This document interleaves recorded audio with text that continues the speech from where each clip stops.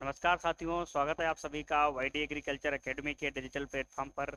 मैं सब लोगों को एक सूचना देना चाहता हूं कि पिछले 2 दिन से क्लासेस नहीं हो पा रही थी। उसका कारण था कि हमारे गले में थोड़ी समस्या आ गई थी, जिससे बोलना एक हमें थोड़ा समस्या लग रही थी। इस वजह से हम क्लास नहीं ले पाए। आज अपना क्लास कंटिन्यू होता है आज से, और अपने बहुत जल्द ही दूसरा सब्जेक्ट यानी कि पैथोलॉजी भी आपको क्लास मिलनी स्टार्ट हो जाएंगी, जैसा कि टाइम टेबल में आपको पता है।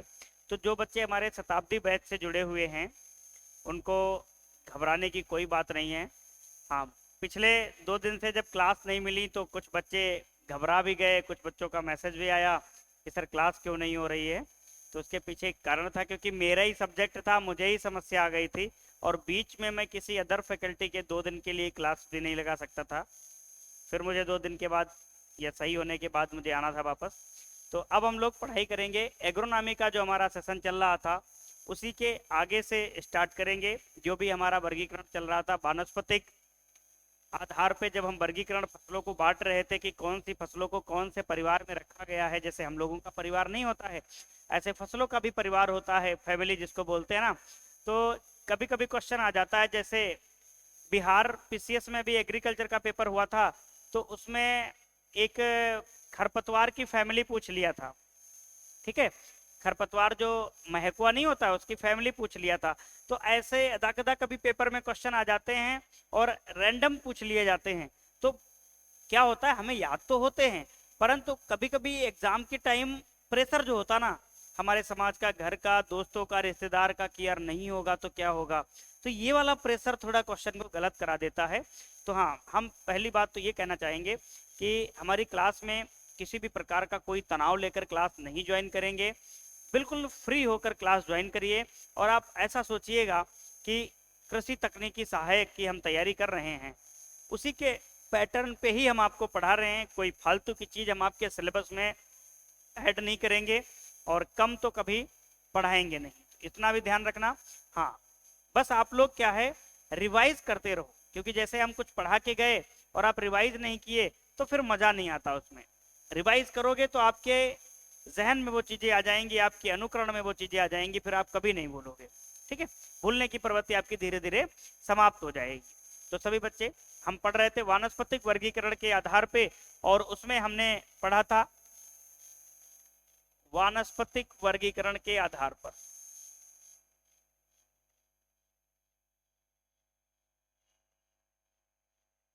वानस्पतिक आधार पर वर्गीकरण।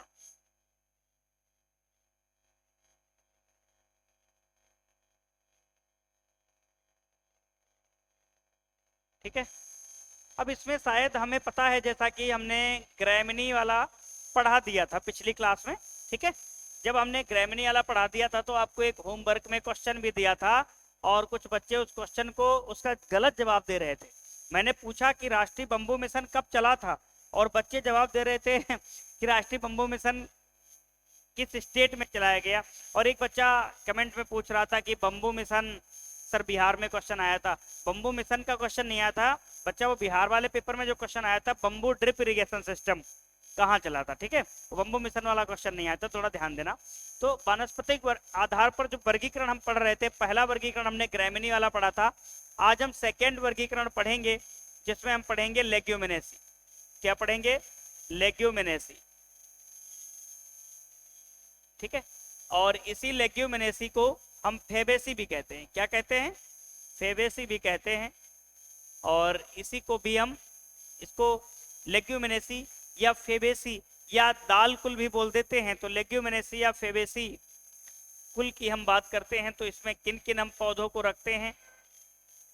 देखिए, ऐसे तो हम सभी पौधों को फसलें बोल देते हैं जब वो ग्रुप में उगाई जाती हैं किसी न किसी आर्थिक उद्देश्य से, परंतु अब हमें देखना है कि मटर को हम कौन से परिवार में रख रहे हैं, गेहूं को कौन से परिवार में रख रहे हैं, उड़द को कौन से परिवार में रख रहे हैं। तो लेग्यूमिनेसी कुल में अगर हम बात करें तो कौन कौन सी फसलें आती हैं, तो सबसे पहले हम बात करें चना।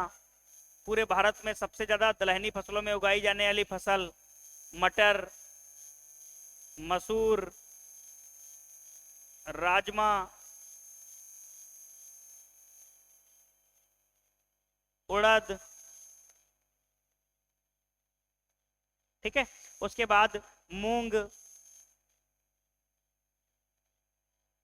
ग्वार, लोबिया, जिसको चमला भी बोलते हैं, बोडो भी बोलते हैं, वेजिटेबल मीट भी बोलते हैं।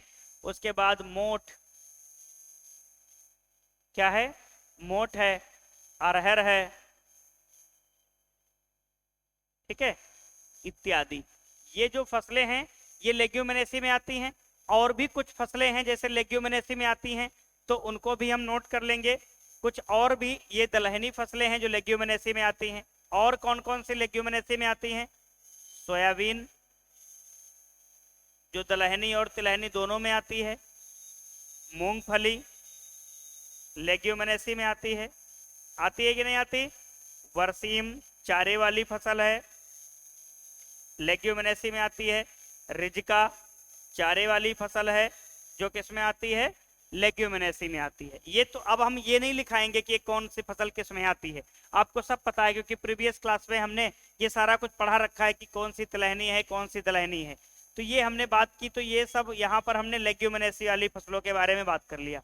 अब आपसे कभी क्वेश्चन आएगा तो लेग्यूमिनेसी कुल के पौधे आएगा, तो आप इस प्रकार से लिख सकते हो। सोयाबीन भी लेग्यूमिनेसी में आता है, मूंगफली भी लेग्यूमिनेसी में आता है, उसके बाद बरसीम है, रिजका है, ठीक है, और सनहेम्प भी है, सनई है, सनई है, ये भी किस में आता है? लेग्यूमिनेसी में आता है, ठीक है। किस में आता है? लेग्यूमिनेसी में आता है, ध्यान रखना। और बाकी ये फसलों के नाम हैं, ये लेग्यूमिनेसी में आते हैं। आप इनका स्क्रीनशॉट ले लीजिएगा फटाफट से। उसके बाद हम नेक्स्ट फैमिली पढ़ेंगे, नेक्स्ट वर्गीकरण पढ़ेंगे, और एक एक करके हम सभी वर्गीकरण को समाप्त कर लेंगे, ताकि जो हमारे परीक्षा में हमें कुछ अच्छा अंक दिला जाएं और हमें अच्छा, हमारे अंदर जो नॉलेज इंप्रूवमेंट हो जाए। एग्रोनॉमी को ऐसा पढ़ना है हम लोगों को कि हाँ, दोबारा कहीं से ना पढ़ना पड़े, बस हाँ रिवाइज करने के लिए टाइम निकालते रहिए आप लोग, ताकि कंटेंट में वो हम आपके पास कंटेंट वो पहुंचा देंगे, ताकि आप एजीटीए की तैयारी में आपको कोई बाधा नहीं बनेगा। हाँ, वाईडी एग्रीकल्चर एकेडमी ही है पूरे इंडिया में जो इतने सस्ते, इतने कम फीस पर आपको विदाउट पीपीटी के रूप में क्लासेस प्रोवाइड करा रहा है। एक नई रिवॉल्यूशन वाईडी एग्रीकल्चर का सपना है कि कृषि में नई क्रांति लाना है, ठीक है।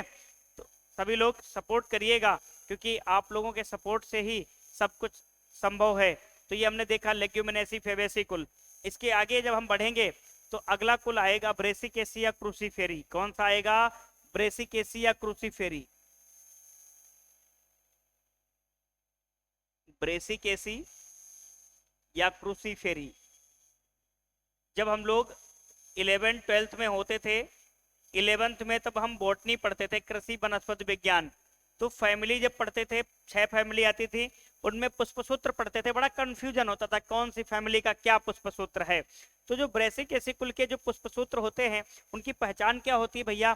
जो इनमें कोरोला होता है, दलपुंज होता है, वो टेट्राडाइनेमस कंडीशन में होती है, चतुर्दीर्घी दशा पाई जाती है। कैसी?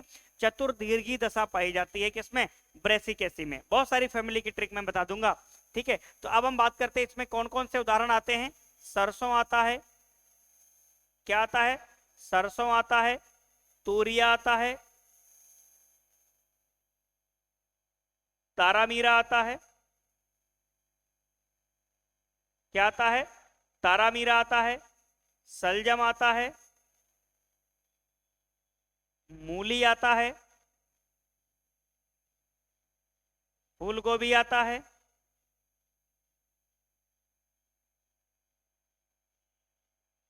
पात गोभी आता है, और गांठ गोभी आता है, ब्रोकली आता है, क्या आता है? ब्रोकली आता है, और ब्रसल स्प्राउट आता है, ब्रसल स्प्राउट आता है, ठीक है, इत्यादि। तो ये जो फसलें हो गई, ये ब्रेसिकेसी में आती हैं। इनका पहचान क्या होता है? तो इनका जो दलपुंज होता है, जो दलपुंज होता है, उसमें कैसी कंडीशन होती है? दलपुंज को हम कोरोला लिखते हैं, तो कोरोला 4x लिखते हैं। इसका मतलब होता है टेट्राडाइनेमस, चतुर्दीर्घी दशा।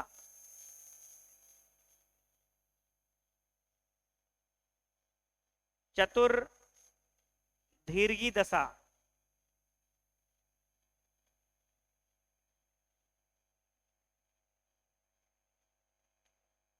ये थोड़ा मिस्टेक हो गया यहाँ पे, चतुर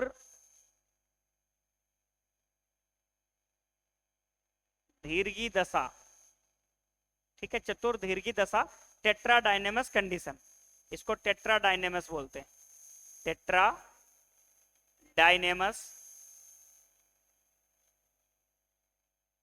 कंडीशन, ठीक है, क्या बोलेंगे, टेट्राडाइनेमस कंडीशन। तो इसको पहचानने का जो तरीका क्या है, क्रूसीफेरिया ब्रेसिकेसी को पहचानने का तरीका कि जो इसमें कोरोला पाया जाएगा, कोरोला क्या होता है, दलपुंज क्या होता है कि ये रंग बिरंगी होता है, दलपुंज क्या होता है, रंग बिरंगी होता है। इसका कार्य क्या होता है, दलपुंज जो होता है, दलपुंज के बारे में थोड़ी चीजें लिख लेते हैं। ये क्या होता है, रंगीन होता है, क्या होता है, रंगीन होता है, जो क्या करता है, कीट पतंगों को आकर्षित करता है, कीट पतंगों को आकर्षित करता है, कीट पतंगों को आकर्षित करता है, किधर की ओर, पुष्प की ओर आकर्षित करता है, क्यों करता है, परागण हेतु। तो परागण में सहायक कौन सा है, कोरोला, ठीक है, परागण में सहायक होता है दलपुंज, यही कीट पतंगों को आकर्षित करता है जो परागण में सहायता करता है, ठीक है। पुष्प का एक सहायक भाग होता है कोरोला, जिसको हम हिंदी में दलपुंज बोलते हैं। ग्रैमिनी कुल के पौधों में दलपुंज और बाह्यदल जो होते हैं आपस में ही जुड़े होते हैं, इनको पहचानना मुश्किल होता है कौन सा कोरोला है कौन सा कैलिक्स है। तो इस घटना को हम पेरियंत बोलते हैं, जिसको परिदलपुंज बोलते हैं, क्या बोलते हैं, परिदलपुंज। आपने ग्रैमिनी कुल का सूत्र देखा होगा तो P2 लोडिक्यूल्स लिखा रहता है, ठीक है। आगे हम बात करते हैं नेक्स्ट जो फैमिली परिवार है उसको हम लोग देखते हैं चौथे नंबर पर, कंपोजिटी। क्या देखते हैं, कंपोजिटी।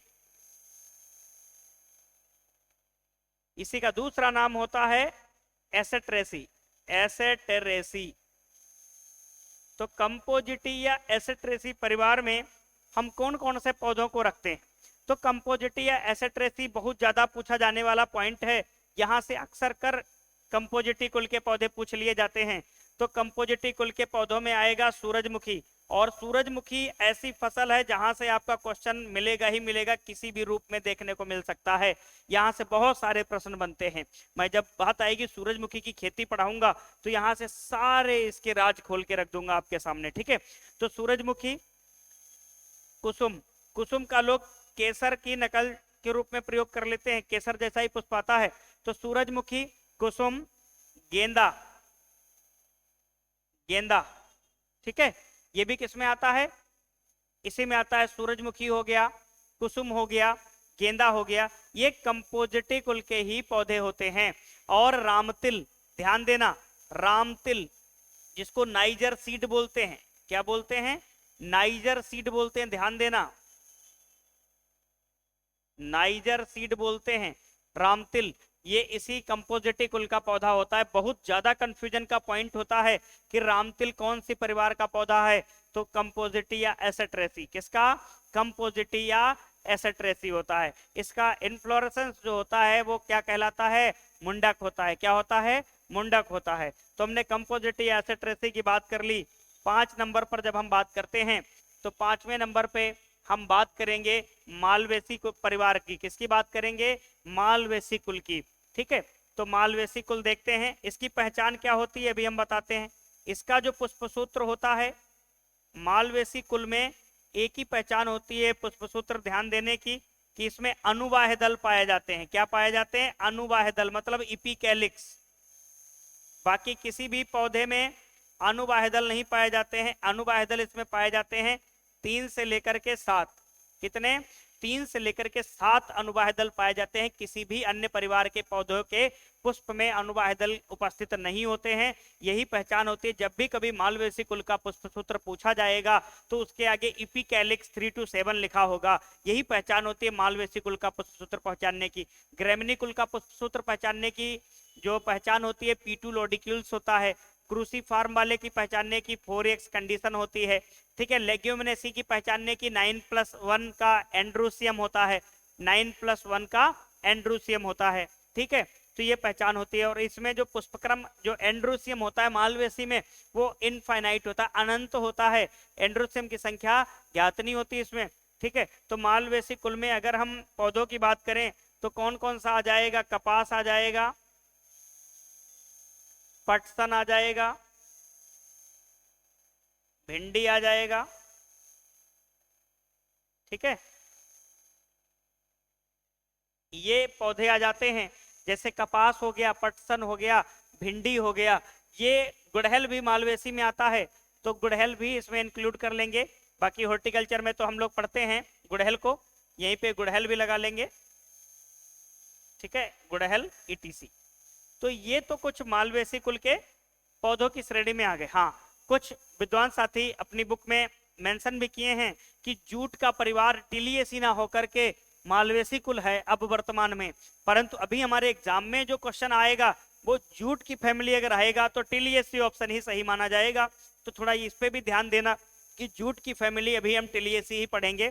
तो यहाँ तक हमने बात की कि ये मालवेसी कुल में हमें ये पौधे दे रखे हैं, इनके बारे में हमें आगे विस्तार पूर्वक अध्ययन करना है। अभी हम बस फसलों को वर्गीकृत कर रहे हैं, बाद में इन्हीं को हम विस्तार पूर्वक पढ़ेंगे, ठीक है।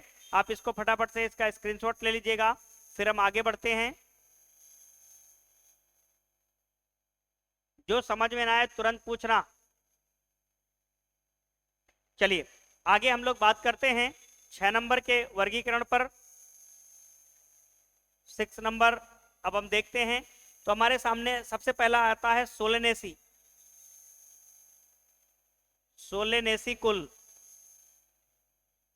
अब सोलेनेसी जो कुल होता है, ध्यान देना, यहां से आपका क्वेश्चन पेपर में जरूर आएगा। अब ये नहीं कह रहा हूं कि मैं सोलेनेसी में जो एग्जाम्पल लिखा रहा हूं वही आएगा, मतलब ये प्रश्न आपको देकर जाएगा, बहुत महत्वपूर्ण होता है। इसमें कौन कौन सा आता है? आपका आलू आता है, आलू आता है, तंबाकू आता है। बताओ इन दोनों से प्रश्न रहेगा कि नहीं रहेगा? बिल्कुल रहेगा। आलू आता है, तंबाकू आता है, मिर्च आता है। हॉर्टिकल्चर में जब जाओगे तो मिर्च आता है, बैंगन आता है, उसके बाद आपका टमाटर आता है। आता है कि नहीं आता? टमाटर आता है ना, टमाटर। तो बैंगन, मिर्च, टमाटर, तंबाकू, आलू, ये सब क्या हैं? सोलेनेसी कुल के पौधे हैं। क्या हैं? सोलेनेसी कुल के पौधे हैं। इनमें कोई ना कोई हानिकारक जो पिगमेंट होता है, एल्केलाइड होता है, वो पाया ही जाता है। तो ये सोलेनेसी परिवार के हमने आपको पौधे बता दिए, आलू, तंबाकू, मिर्च, बैंगन, टमाटर, ये आपको रट लेने हैं। उसके बाद हम आपको नेक्स्ट वर्गीकरण पे ले चलते हैं, और नेक्स्ट वर्गीकरण हम आपको बताते हैं कि पेडालिएसी बहुत इंपॉर्टेंट है, यहां से क्वेश्चन आता है जरूर जरूर। पेडालिएसी, अब पेडालिएसी में कौन कौन से पौधे आएंगे पेडालिएसी कुल में? तो पेडालिएसी कुल में हम मात्र एक पौधे के अध्ययन करते हैं अपने एग्रोनॉमी के सेशन में, और वो पौधा कौन सा है? वो है तिल। क्या है? तिल, जिसको देसी घी बोलते हैं। क्या बोलते हैं? गरीबों का घी, गरीबों का घी, ठीक है। सबसे पुरानी तिलहनी फसल, सबसे पुरानी तिलहनी फसल, सबसे पुरानी तिलहन, ठीक है, ये भी ध्यान देना। सबसे पुरानी तिलहन, तिलहनों की रानी, तिलहनों की रानी। तेल की भंडारण क्षमता सर्वाधिक दिनों तक इसी की रहती है। तो तिल जो होता है, इसका जो तेल होता है,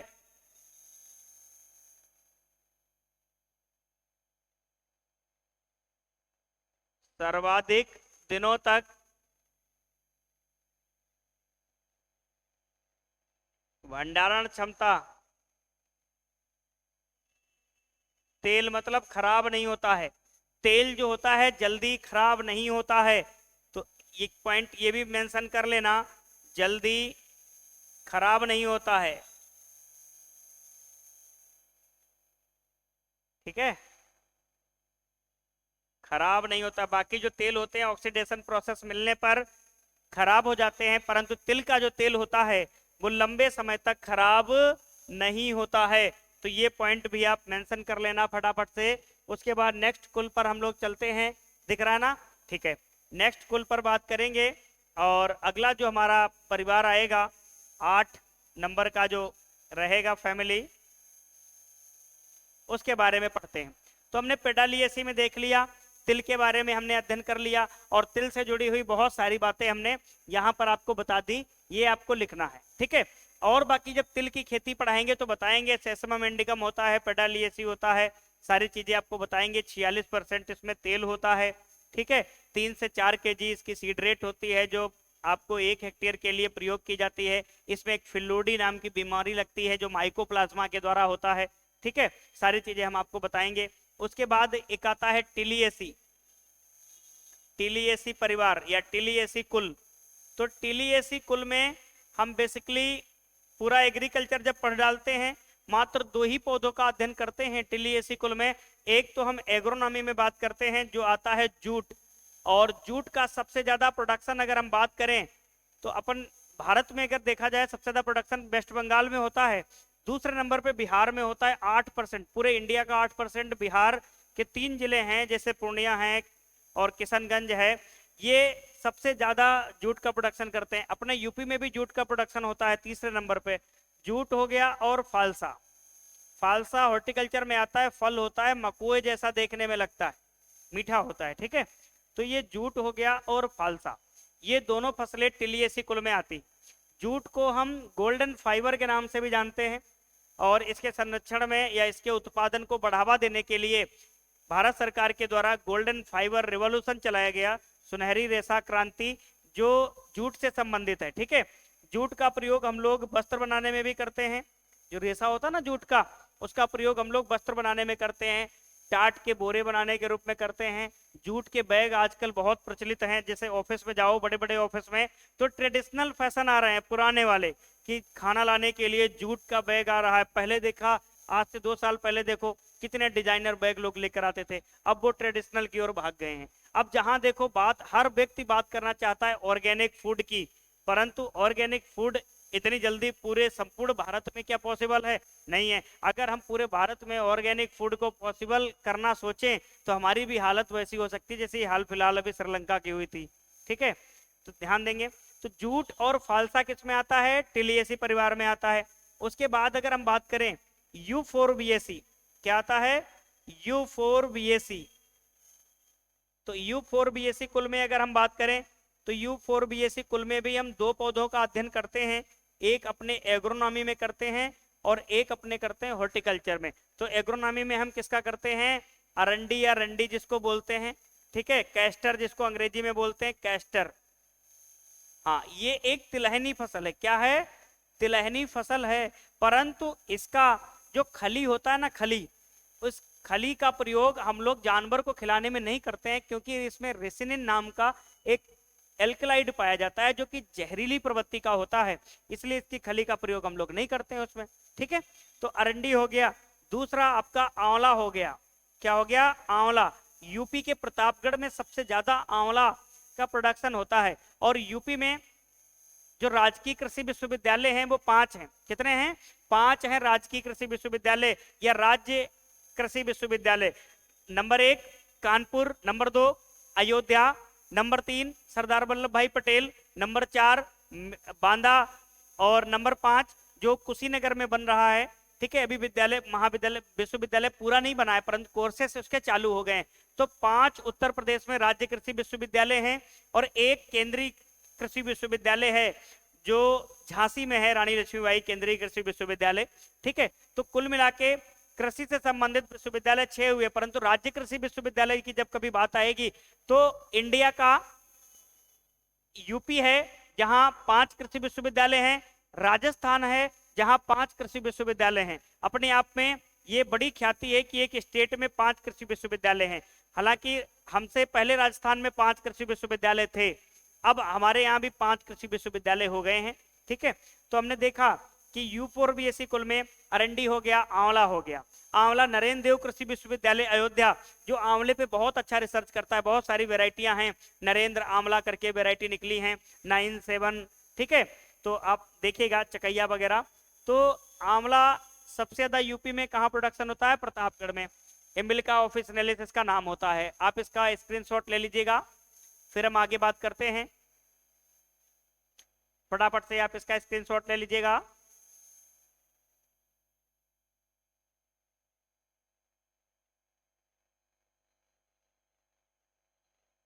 चलिए अब आगे हम बात करते हैं 10 नंबर पर, कि 10 नंबर में हम लोग किसको देख रहे हैं?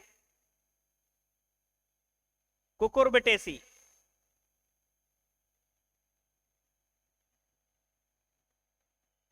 कुकुरबिटेसी कुल। अब कुकुरबिटेसी जो कुल होता है, इसमें कुष्मांड फसलें या कद्दू वर्गीय फसलें आती हैं। कौन सी? कुष्मांड फसलें या कद्दू वर्गीय फसलें। देखना इसमें कुष्मांड कहीं कहीं इस प्रकार से लिखा होता है, कुष्मांड फसलें, और कुष्मांड फसलों को ही कद्दू वर्गीय फसलें कहते हैं। क्या कहते हैं? कद्दू वर्गीय फसलें। कद्दू वर्गीय फसलें। तो कुष्मांड फसलें या कद्दू वर्गीय फसलें कौन कौन सी होती हैं? जरा देखते हैं हम लोग। कुष्मांड फसलें या कद्दू वर्गीय फसलें कौन कौन सी होती हैं जरा। तो एक तो हम लोग देखते हैं खीरा, ककड़ी, खीरा, ककड़ी, लौकी, तोरई, कद्दू, करेला, तरबूज। 95% तक जल होता है। और पूरे भारत की अगर हम बात करें तो भारत में अगर पूछा जाए सबसे पहली संकर प्रजाति किस फसल की बनाई गई थी, तो लौकी में बनाई गई थी। पूरे विश्व की संकर प्रजाति कौन से फसल की सबसे पहले बनाई गई थी? तो कसावा की बनाई गई थी, जिसको बोलते हैं मोनिहाट एस्कुलेंटा। ठीक है, तो तरबूज हो गया, उसके बाद परवल हो गया, कुंदरू हो गया, चाउ चाउ हो गया, क्या हो गया? चाउ चाउ हो गया, ईटीसी। ये तो हो गए कद्दू वर्गीय। क्या हो गए? कद्दू वर्गीय फसलें हमने पढ़ लिया, जिनको हमने मान लिया कुकुरबिटेसी कुल के फसलें होते हैं। अब एक फसल फैमिली और बचा हुआ है, उसको भी हम लोग लिख लेते हैं साथ में, और उसके बारे में अध्ययन कर लेते हैं। ये तो था वानस्पतिक वर्गीकरण, मतलब फैमिली के अकॉर्डिंग कौन सी फैमिली में कौन से पौधे आते हैं। तो अब हम देखते हैं चिनोपोडिएसी। चिनोपोडिएसी। चिनोपोडिएसी कुल में कौन कौन से पौधे आएंगे?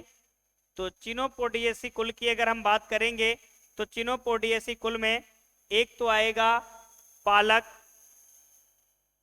क्या आएगा? पालक आएगा, बथुआ आएगा,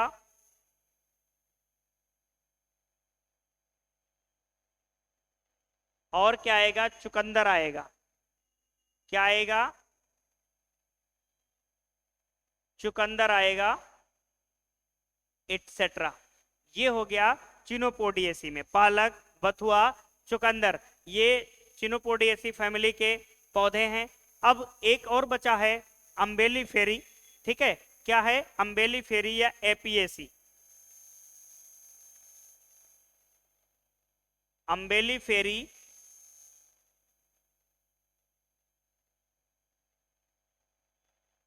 या एपीएसी। एम्बेली फेरी या एपीएसी। इसमें कौन कौन से पौधे आते हैं? गाजर और धनिया। कौन कौन से आते हैं? गाजर और धनिया। ये अम्बेली फेरी में आते हैं, गाजर और धनिया। ठीक है, ये हो गया वानस्पतिक वर्गीकरण। अब ये धनिया हम आपको पढ़ाएंगे मसाले वाली फसलों में, क्योंकि यहां से क्वेश्चन रहता है पेपर में, ध्यान देंगे। तो ये सिलेबस में भी मेंशन है। तो हमने यहाँ पर आपको 12 फैमिली पढ़ाई। कितनी पढ़ाई? 12 फैमिली पढ़ाई। एक फैमिली ग्रेमिनी, जो प्रीवियस क्लास में हमने उसको इंक्लूड कर लिया था। आज हमने आपको 11 फैमिली पढ़ाई है, और हर फैमिली में हमने उनके पौधों का डिवाइडेशन कर दिया, बंटवारा कर दिया। अब आपको ये चीज याद होनी चाहिए, कम से कम अगर हम कृषि के छात्र हैं, एग्रीकल्चर के स्टूडेंट हैं, तो हमको ये याद होना चाहिए रबी खरीफ जायद क्या है और कौन सी फसल में कौन सी फैमिली में कौन सी फसल आएगी। ठीक है, और अब हम आगे बढ़ेंगे कि जीवन चक्र के आधार पे फसलों का वर्गीकरण। क्वेश्चन आता है कि एक वर्षीय फसल कौन सी है, द्विवर्षीय कौन सी है और 3 वर्षीय कौन सी है।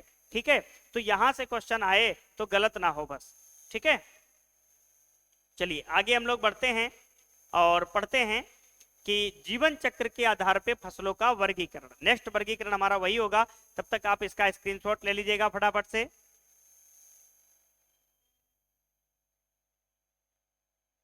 चलिए आगे बढ़ते हैं हम लोग। जीवन चक्र के आधार पर फसलों का वर्गीकरण। ठीक है, based on life cycle, classification of based on life cycle. जीवन चक्र के आधार पर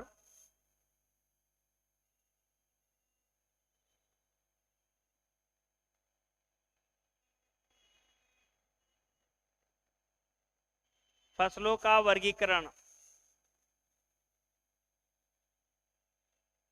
जीवन चक्र के आधार पर फसलों का वर्गीकरण, classification of crops based on life cycle.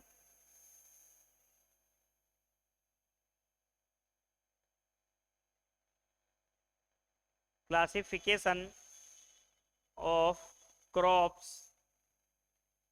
Based on life cycle.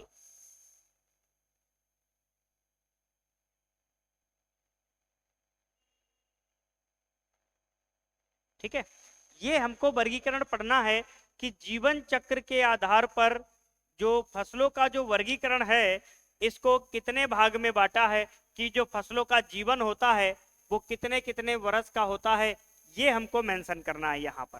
ठीक है, तो यहाँ सबसे पहली बात हम मेंशन करेंगे कि जीवन चक्र के आधार पर फसलों का वर्गीकरण, कौन सी फसल का कितने समय का जीवन है वो हम यहाँ पर देखेंगे। तो इसके 3 पार्ट हम लोग डिवाइड कर लेंगे। ठीक है, वो कौन कौन से 3 पार्ट होंगे।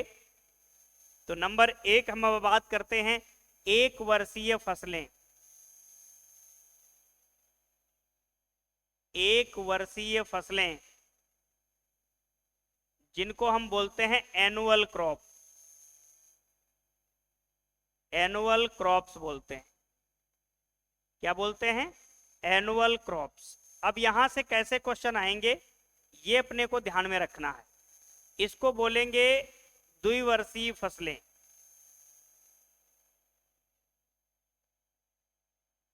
द्विवर्षीय फसलें जिसको हम वाइनियल क्रॉप बोलते हैं, वाइनियल क्रॉप्स। ठीक है,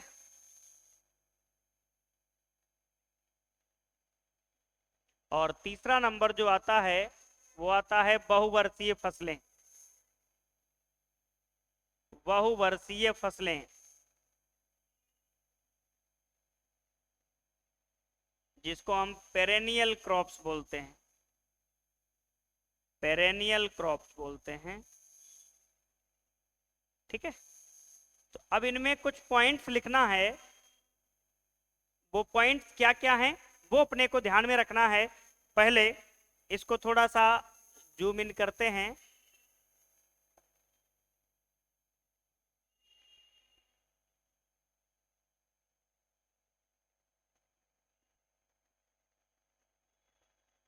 और दिख रहा है ना आप? चलिए अब देखते हैं। तो हमने यहां पर देखा कि जीवन चक्र के आधार पे अगर हम फसलों को बांटें तो इस प्रकार से बांट सकते हैं, 1 वर्षीय फसलें, द्विवर्षीय फसलें और बहुवर्षीय फसलें। अब यहां से क्वेश्चन कैसा आएगा? जीवन चक्र, सबसे पहला पॉइंट आएगा जीवन चक्र। तो जीवन जो है, जीवन चक्र जो है वो 1 वर्ष, ठीक है, 1 वर्ष या 1 वर्ष से कम।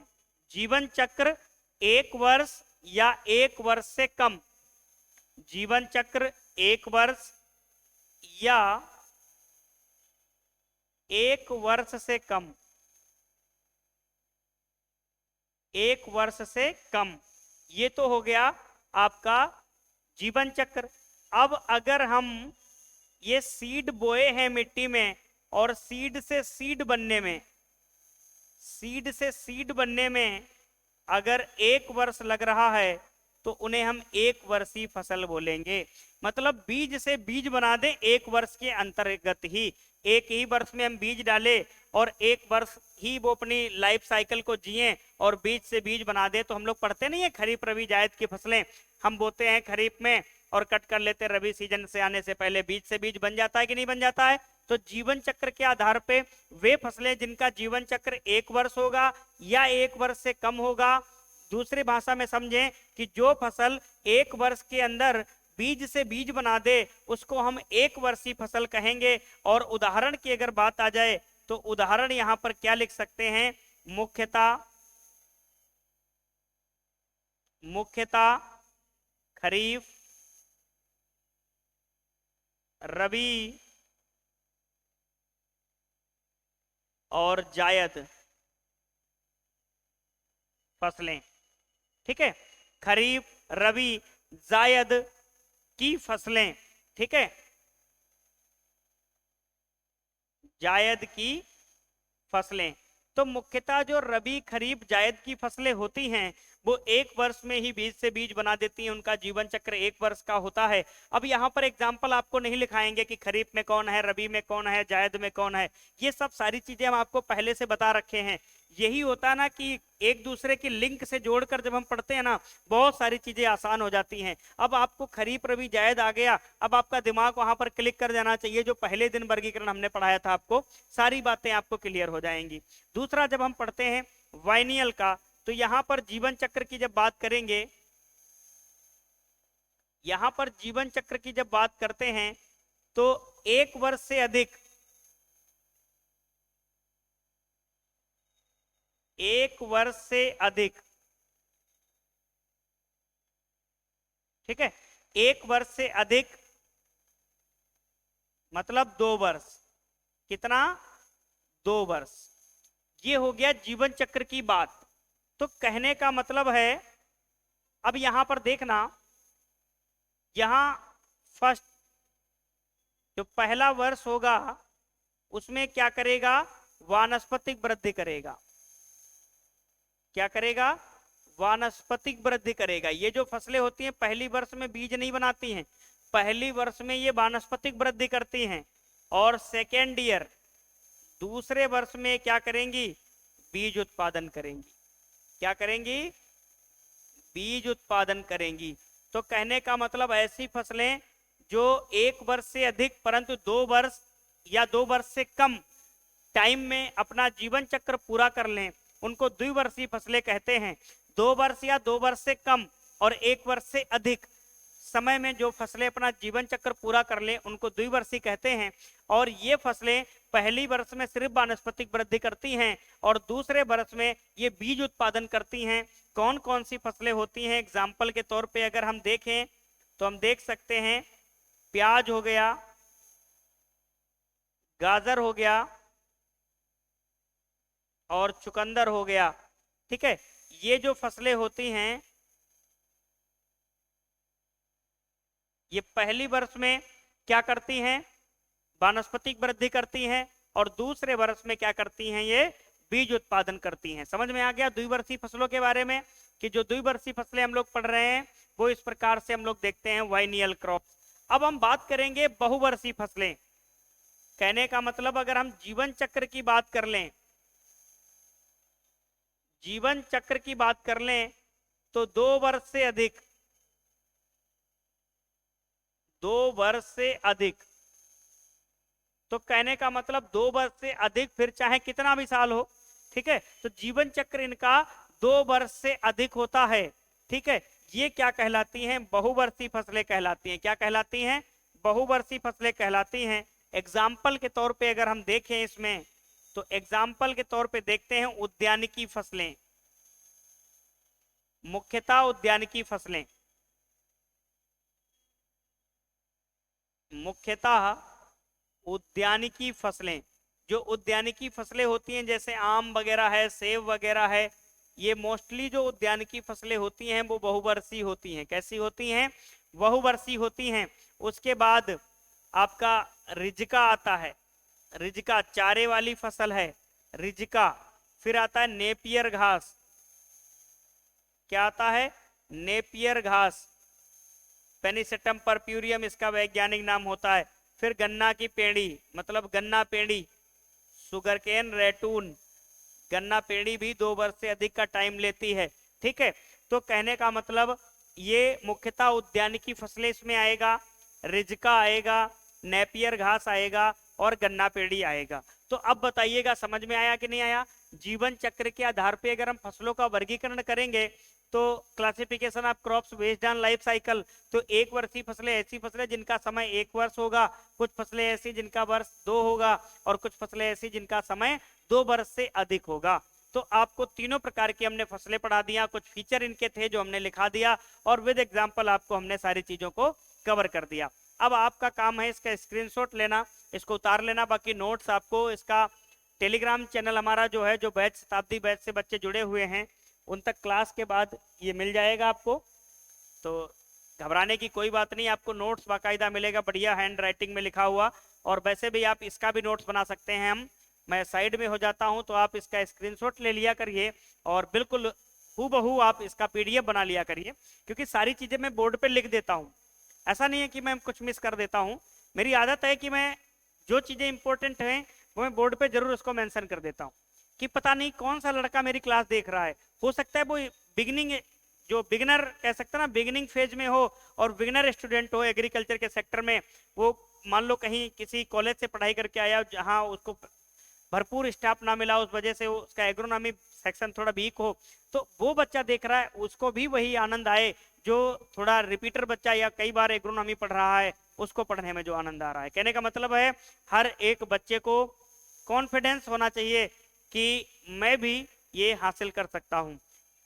देखो, पढ़ना और पढ़ाना दोनों अपनी अपनी कलाएं होती हैं। जैसे जब मैं पढ़ता हूं तो हर एक व्यक्ति का स्किल अलग अलग होता है, कि कोई जल्दी रट लेता है, कोई देर में रट लेता है, कोई समझता अच्छा है, कोई समझाता अच्छा है। ठीक है, अगर अच्छे कंटेंट के साथ अगर कोई अच्छा समझा दे तो समझ लो वही इस जो दौर में है वो हमारी नाव को मझधार से बाहर निकाल रहा है। मझधार मतलब धार से बाहर निकाल रहा है। ठीक है, तो ये समय ऐसा है, भटकने की कोई जरूरत नहीं है। देखो, बहुत से बच्चे हैं मेरे सामने, मेरे पास मैसेज करते हैं कि सर सोशल मीडिया पे ये चल रहा है कि सर मेरी आयोग से बात हुई है, टीए का पेपर जनवरी में हो जाएगा। अरे भाई, जो लोग ये व्हाट्सएप पे जो व्हाट्सएप विश्वविद्यालय बना रखे हैं ना कि जनवरी में पेपर होगा, दिसंबर में पेपर होगा, मैं उनको एक बात कहना चाहूंगा कि बच्चों को थोड़ा भ्रमित करने से बचाइए, क्योंकि बच्चा वो फेज में है। अगर ये डिस्टर्ब करोगे आप इस फेज में तो बच्चा कहीं का नहीं रहेगा। बहुत से लोग होते हैं, इस समय बच्चा टीए की तैयारी कर रहा है परंतु लोग नोटिफिकेशन पे नोटिफिकेशन डालते रहते हैं। कहने का मतलब खुद वो नोटिफिकेशन पढ़ते नहीं है कि एक्चुअली में नोटिफिकेशन की एलिजिबिलिटी क्या है। अभी कल मेरे पास एक लड़का भेजा कि सर देखिए ये क्या बता रहे हैं, मतलब एनएफएल का नोटिफिकेशन और जिसमें केमिस्ट्री सब्जेक्ट वाले बच्चे एलिजिबल, और वो थंबनेल पे लिख रखे हैं 12वीं और एग्रीकल्चर। क्या है, टीए वाला बच्चा भ्रमित होगा कि नहीं होगा? तो जो बच्चे टेक्निकल असिस्टेंट की तैयारी कर रहे हैं वो बिल्कुल नोटिफिकेशन की ओर ध्यान ना दें, एकाग्र मन होकर तैयारी करें, क्योंकि इस समय आपको भ्रमित करने के लिए बहुत सारी नोटिफिकेशन आ रही हैं। अब जैसे अब एनटीपीसी में बहुत से लोग आ गए वैकेंसी के लिए कि एनटीपीसी में एग्रीकल्चर की वैकेंसी आई, 1 साल के लिए नौकरी मिलेगी, परमानेंट नहीं है। परंतु आप थंबनेल देख के आप अपनी टीए की तैयारी रोककर आप सोचोगे कि एनटीपीसी सेंट्रल गवर्नमेंट की है, जल्दी हो जाएगी, ना आप उधर के रहोगे ना आप इधर के रहोगे। कहने का मतलब है भ्रमित मत हो, आप भरोसे के संस्थान से जुड़े हुए हो। अगर ऐसा कुछ जानकारी आएगी, अथॉरिटिक जानकारी आएगी तो मैं आप तक पहुंचाऊंगा।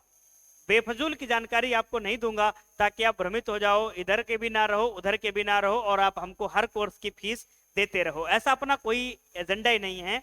अपना है कि आप जो टीए में दिए हो उसी से आपका कल्याण हो, तभी हमें खुशी मिलेगी कि हाँ हमारे द्वारा जो मेहनत की गई वो आपके भले के लिए अच्छी हो गई। ठीक है, तो कहने का मेरा उद्देश्य यही था कि थोड़ा सोशल मीडिया से दूर भी रहा करो, क्योंकि सोशल मीडिया वाले यूपी ट्रिपल एससी हैं, ये ध्यान रखो, वो खुद यूपी ट्रिपल एससी हैं, उनको नोटिस मिल जाता है कि भैया जनवरी में पेपर होगा, तो उनसे थोड़ा सावधान रहो, वो आयोग हैं खुद। अब हम बात करते हैं प्रकाश दीप्तिकालिता के आधार पर फसलों का वर्गीकरण।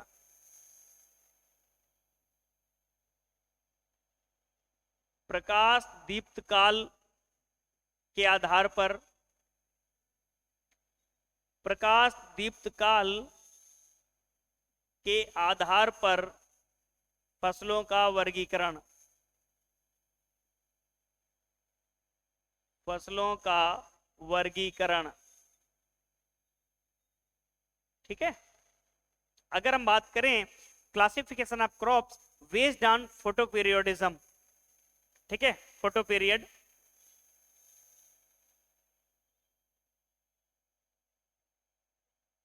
क्लासिफिकेशन ऑफ क्रॉप्स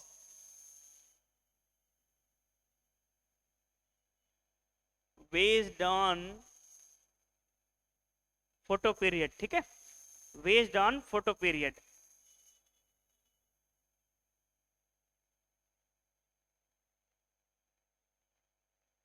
मेरा कहने का मतलब ये था कि आप लोग फालतू की नोटिफिकेशन पढ़ते हो और आप फिर भ्रमित हो जाते हो। देखो आपके जीवन की बहुत अहम वैकेंसी है, ये मान के चलो, ये ऐसे अपॉर्चुनिटी बार बार नहीं आते हैं। अगर आप ऐसे ही इधर उधर उठापटक करते रहोगे, उछल कूद मचाते रहोगे अपनी जिंदगी में, तो फिर आप कहीं से 100% संतुष्ट नहीं हो पाओगे। तो जीवन में अगर संतुष्टि चाहिए तो एकाग्र मन से एक ही तरफ रुझान बना लो, दूसरी तरफ रुझान ना बनाइएगा और अच्छे से तैयारी करिएगा। देखो कहने का मतलब है कि आप 5 महीने से तैयारी कर रहे हो और फिर दूसरी नोटिफिकेशन देखकर आप इधर उधर भाग जा रहे हो तो मजा नहीं आएगा फिर, ठीक है, इतना ध्यान रखो। देखो मैं बात करता हूं कि प्रकाश दीप्तिकालिता के आधार पर फसलों का वर्गीकरण, एक कॉन्सेप्ट आता है अवधारणा, प्रकाश दीप्तिकालिता,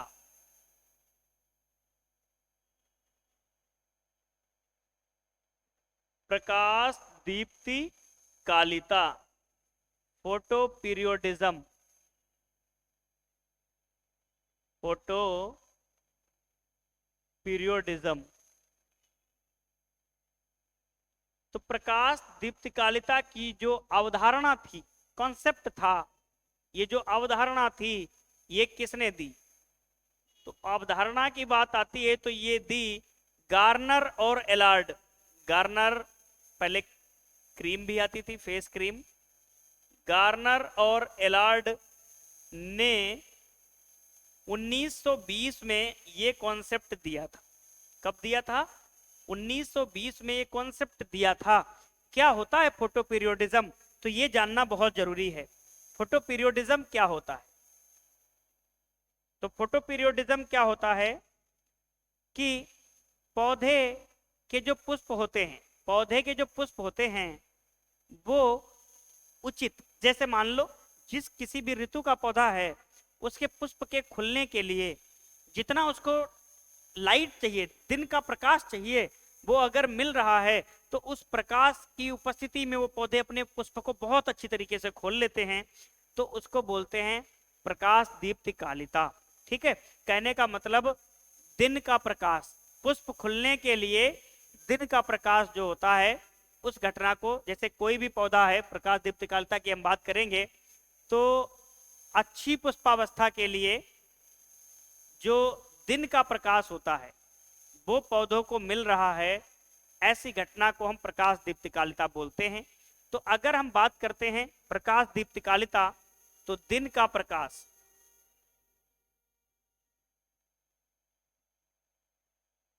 दिन का प्रकाश किसके लिए? पुष्पावस्था के लिए, पुष्पावस्था के समय।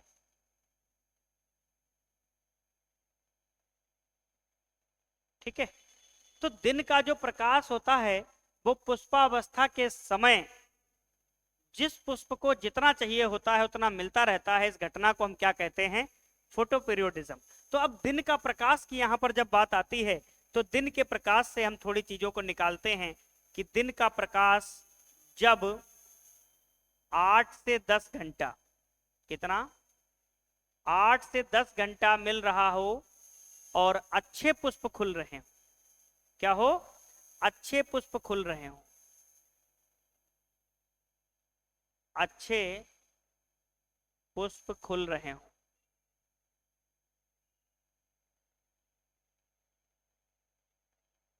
कहने का मतलब दिन का प्रकाश अगर 8 से 10 घंटा मिल रहा है और अच्छे पुष्प खुल रहे हैं, तो इस प्रकार के पौधों को हम बोलते हैं शॉर्ट डे प्लांट। क्या बोलते हैं? Short day plant. Short day plant, जिसको हम एस डीपी कहते हैं। क्या कहते हैं? एस डीपी कहते हैं, जिसको हिंदी में लघु दिवस प्रभावी पौधा, लघु दिवस प्रभावी पौधा। कहने का मतलब है लघु दिवस प्रभावी पादप। कहने का मतलब है कि ऐसे पादप जिनको दिन का प्रकाश बहुत कम चाहिए होता है। कहने का मतलब इट मीन्स 8 से 10 घंटे भी अगर प्रकाश मिल रहा है तो वो अच्छी फ्लावरिंग कर रहे हैं, तो इनको दिन की जो अवधि है प्रकाश की वो कम चाहिए होती है, इसलिए इनको शॉर्ट डे प्लांट कहते हैं। क्या कहते हैं? इनको शॉर्ट डे प्लांट की श्रेणी में रखते हैं। ये बात आपको समझ में आ गई कि शॉर्ट डे प्लांट क्या होते हैं? ऐसे प्लांट जिनके पुष्पावस्था के समय, जिनके पुष्पावस्था के समय अगर 8 से 10 घंटा प्रकाश मिल रहा है तो वो क्या होंगे? शॉर्ट डे प्लांट होंगे।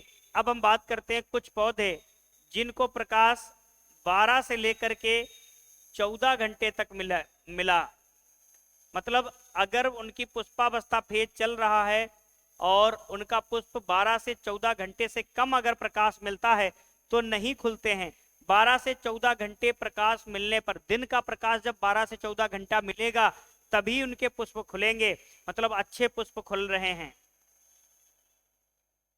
अच्छे पुष्प या अच्छे पुष्पावस्था के लिए इसको अच्छी बना लो, ठीक है? अच्छी पुष्पावस्था हेतु, ठीक है? तो अच्छी पुष्पावस्था हेतु अगर 12 से 14 घंटे प्रकाश मिल रहा है उनको दिन का, तो उनको हम क्या बोलते हैं? लॉन्ग डे प्लांट बोलते हैं। क्या बोलते हैं? लॉन्ग डे प्लांट बोलते हैं। ध्यान रखना इसको। इसको क्या बोलते हैं? Long day plant. Long day plant, जिसको हम एलडीपी, एलडीपी बोलते हैं। और इसको हिंदी में हम बोलते हैं दीर्घ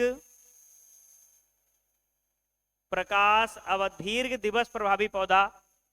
दीर्घ दिवस प्रभावी पौधा, दीर्घ दिवस प्रभावी पादप।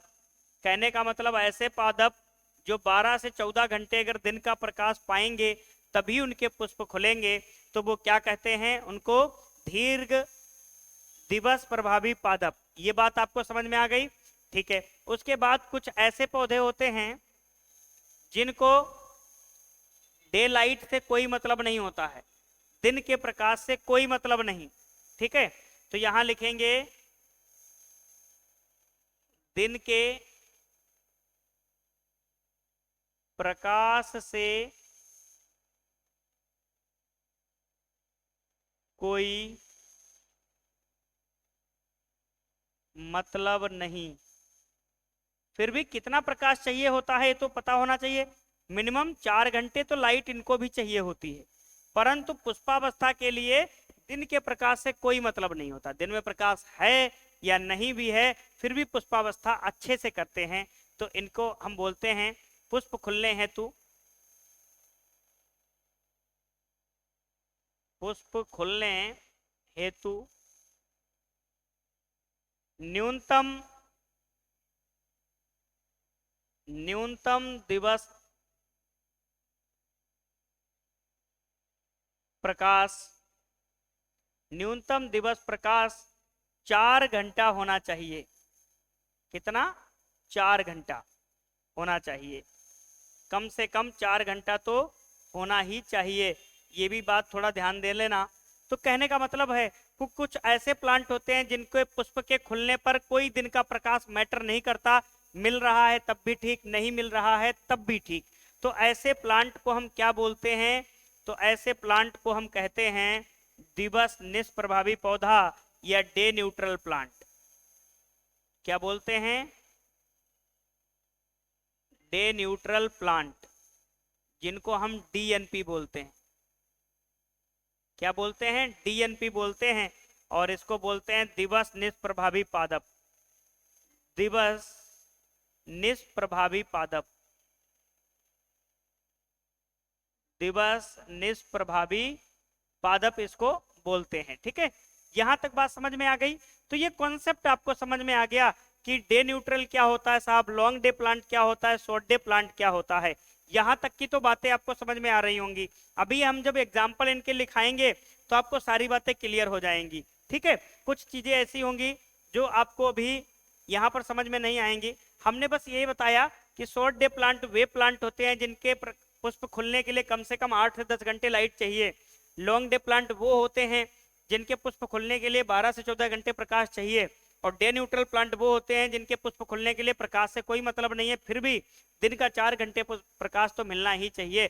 ऐसी अवधारणा सबसे पहले हमारे सामने किसने इजाद किया? तो गार्नर और एलार्ड साहब ने 1920 में ये प्रकाश दीप्तिकालिता जो कॉन्सेप्ट था फोटो पीरियोडिज्म, इसको उन्होंने बताया।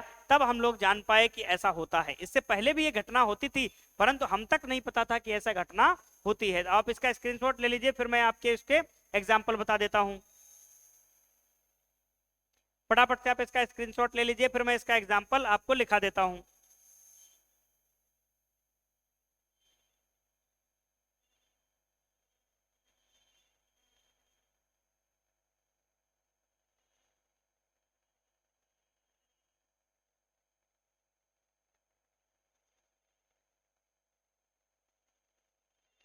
चलिए आगे बढ़ते हैं हम लोग।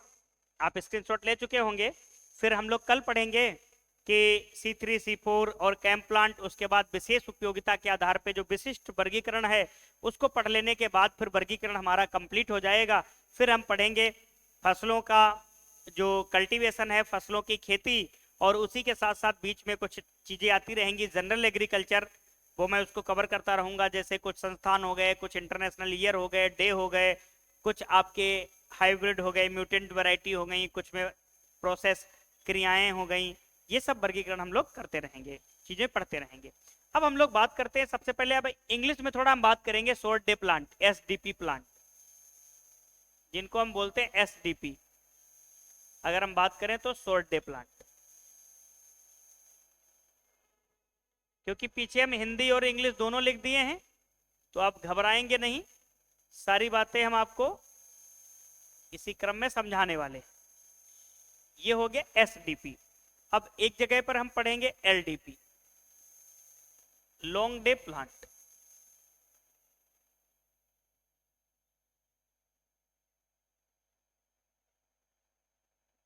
ठीक है,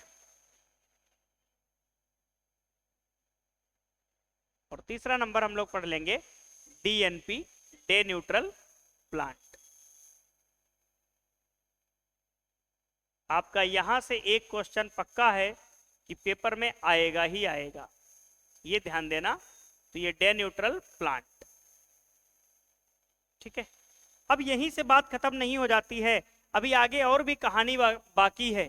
ठीक है, तो सारी कहानियों को हम खत्म करते हुए ही चलेंगे, क्योंकि अपना उद्देश्य रहता है कि किसी भी चीज को अगर छेड़ो तो उसको छोड़ो मत, छेड़ो और छोड़ो का कॉन्सेप्ट हमारा चलता रहेगा। ठीक है, तो अब बात करते हैं हम एसडीपी या शॉर्ट डे प्लांट क्या होते हैं। मुख्यतः खरीफ ऋतु के पादप। पहला जो पॉइंट आएगा, मुख्यतः खरीफ ऋतु के पादप, मुख्यतः खरीफ ऋतु के पादप। दूसरी बात, अपवाद। अपवाद कौन कौन से? मक्का, कपास और सूरजमुखी। ये कैसे हैं? ये डीएनपी हैं। क्या हैं? ये डीएनपी हैं, परंतु हैं किसमें? खरीफ ऋतु में हैं। तो ध्यान देना, मुख्यतः खरीफ ऋतु के पादप, परंतु अपवाद मक्का, कपास और सूरजमुखी ये खरीफ के होकर भी शॉर्ट डे नहीं है। इसका मतलब डीएनपी है। कहने का मतलब अपने परिवार के होकर भी अपने परिवार के लिए भला नहीं सोच रहे या दूसरे परिवार के लिए अच्छा सोच रहे हैं, ऐसा कुछ यहाँ पर मान सकते हैं। बाकी उदाहरण के तौर पे अगर हम देखें तो यहाँ पर बाकी उदाहरण देख सकते हैं जो शॉर्ट डे में आता है। धान आता है, जूट आता है, ज्वार आता है, बाजरा आ जाएगा, रागी आ जाएगा, ठीक है। उसके बाद अरहर आ जाएगा, मूंग आ जाएगा, उड़द आ जाएगा, ग्वार आ जाएगा, आपका मूंग, उड़द, ग्वार, मोठ आ जाएगा। उसके बाद सोयाबीन आ जाएगा, उसके बाद मूंगफली आ जाएगा, ठीक है, ईटीसी। ये कुछ पौधे ऐसे होते हैं जो शॉर्ट डे प्लांट की श्रेणी में आते हैं। तो हमने एग्जाम्पल भी देख लिए, कुछ कॉन्सेप्ट थे वो भी हमने देख लिया। अब हम बात करते हैं रबी ऋतु के पादप को हम मुख्यतः लॉन्ग डे प्लांट कहते हैं। मुख्यतः रबी ऋतु के पादप क्या होते हैं? लॉन्ग डे प्लांट की श्रेणी में आते हैं। और कौन कौन से पादप होते हैं तो जरा ध्यान देंगे। गेहूं हो गया, जौ हो गया,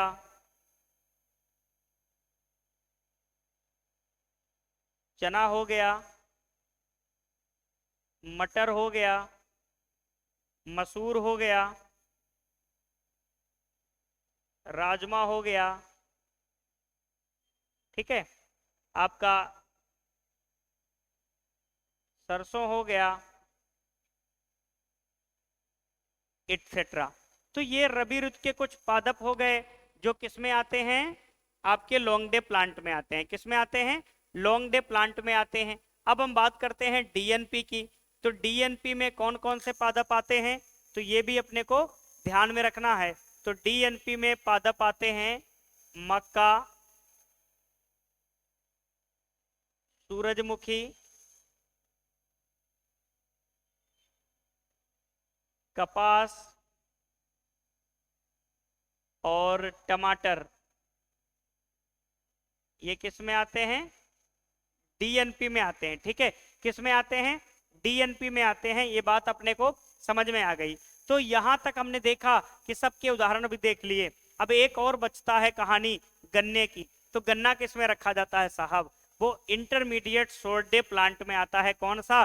गन्ना। तो यहाँ अगर हम चाहें तो लिख सकते हैं इंटरमीडिएट शॉर्ट डे प्लांट गन्ना, परंतु हम अगला स्लाइड उसके लिए यूज कर लेंगे ताकि आप एक पास उसको खिचड़ी मत बनाओ, अच्छे से उसकी लिखते रहिएगा। तो आप एक बार इसका स्क्रीनशॉट ले लीजिएगा फटाक से। एक बार आप इसका स्क्रीनशॉट ले लीजिए। चलिए अब गन्ने को भी हम लोग लिख लेते हैं और आज की क्लास का ये अंतिम बिंदु है intermediate short day plant.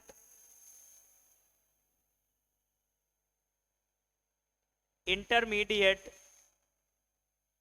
Short day plant, इसको हम क्या बोलते हैं? ISDP, ठीक है। ISDP intermediate short day plant. ये कौन सी फसल में होता है? तो ये शुगर केन में होता है। किस में होता है? शुगर केन में होता है। और शुगर केन को हम क्या कहते हैं? गन्ना। क्या कहते हैं? गन्ना। ध्यान देना, गन्ना कौन सी ऋतु का परिवार का पौधा है? ग्रैमिनी। किस में आता है? ग्रैमिनी कुल में आता है। ध्यान देना, किस में आता है? ग्रैमिनी कुल में आता है गन्ना, ठीक है।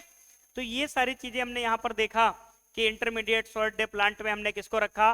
गन्ने को रखा। ISDP जिसको बोलते कभी आ जाए शॉर्ट में कि कौन सा पौधा ISDP की श्रेणी में आता है, तो आप ध्यान देना इंटरमीडिएट शॉर्ट डे प्लांट कौन है? शुगर केन है। कौन से परिवार में रखा गया है? तो गन्ने को कौन से परिवार में रखा गया है?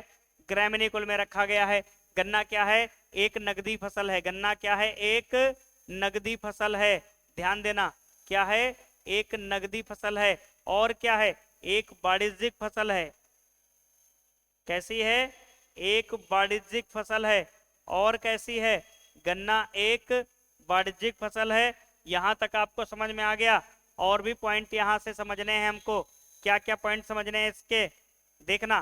गन्ना वाणिज्यिक फसल है, नगदी फसल है, सारी चीजें हमने आपको समझा दिया। एक घास कुल से संबंधित है गन्ना, और इसके बारे में क्या हम चीजों को देख सकते हैं गन्ने से संबंधित। तो दूसरी बात, ऊर्जा फसल है, एनर्जी क्रॉप है। कैसी है, ऊर्जा फसल है, मतलब एनर्जी क्रॉप है, इससे एनर्जी बनाई जाती है। ठीक है, एनर्जी क्रॉप है गन्ना, क्या है, एनर्जी क्रॉप है। ठीक है, ये बात आपको समझ में आ गई।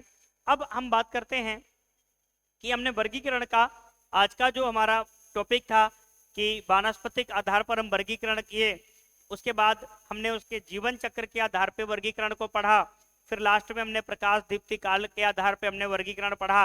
अब कल प्रकाश संश्लेषण की प्रक्रिया के आधार पे हम पौधों का वर्गीकरण करेंगे, C3, C4 और कैंप प्लांट, और उसके बाद जो अन्य वर्गीकरण बचे हुए होंगे उनको भी हम पढ़ेंगे साथ में। अच्छा खासा हम लोग जो टॉपिक है वो कंप्लीट कर चुके हैं एग्रोनॉमी में। यहाँ से आपको कई प्रश्न देखने को मिलेंगे। जो जनरल एग्रोनॉमी की बात करते हैं वो यहीं से सबसे ज्यादा आपको देखने को मिलते हैं, और बिल्कुल एक ऑथेंटिक सोर्स के साथ आपको सारी चीजें दी जा रही हैं।